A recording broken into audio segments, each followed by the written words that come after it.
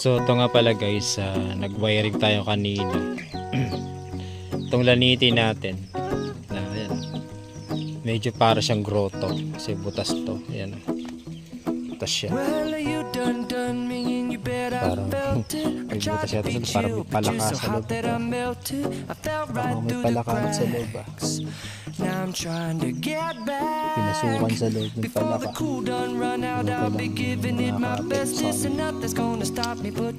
So yan, yung butas sa loob. Kasi butas din dito. So na nakarang video, sabi ko, baka mag-fuse tayo o maglagay tayo sa pang mats. Papadaanin natin dito. Pero tingnan pa natin. So ngayon, ito muna yung ginawa natin. Hindi ko na videohan yung pagwawire. Pero nakapag-branch selection na tayo. And tumubo na naman ulit yung mga pinagpuputol natin. Wala pa tayong knob cutter. So yan o. Yan lang talaga. Nakakalungkot lang. Hindi natin na videohan yung pagwawire. Gawa ng kukunti lang ano natin, memory. So kaya yan na lang yung pinapakita natin. So ginawa natin lang yung the best natin. So ito yung kanyang apex yan ano. Ito yung first branch. Actually wala talaga yan, hindi talaga tumubo yan dyan. So anong nangyari niyan, yan o,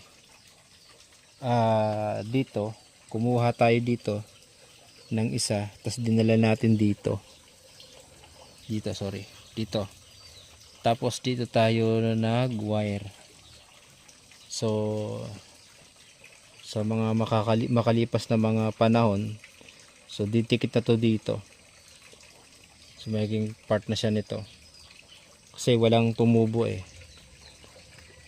Bali kung di tayo maggaganito, bali apex lang at ito lang ang magiging itsura niya, and pakasagwa dapat meron talaga dito.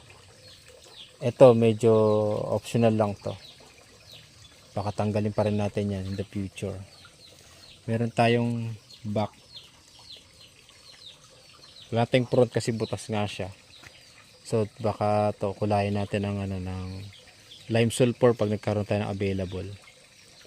So yun lang muna guys ang update natin sa laniti natin na hindi ko alam kung Formalafite or exotic, hindi natin alam ano. Medyo yan ang itsura niya eh.